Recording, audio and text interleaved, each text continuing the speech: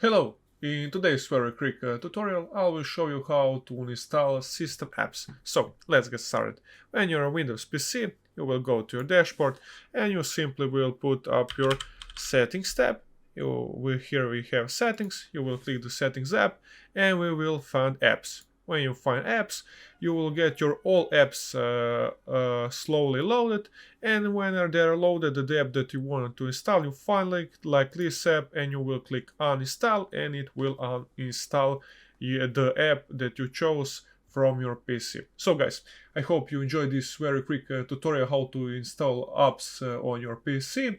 I hope you enjoyed. Please leave a like and subscribe. If you need anything, you can ask in the comments or visit our channel for any other tutorial, and see you in the next one. Bye!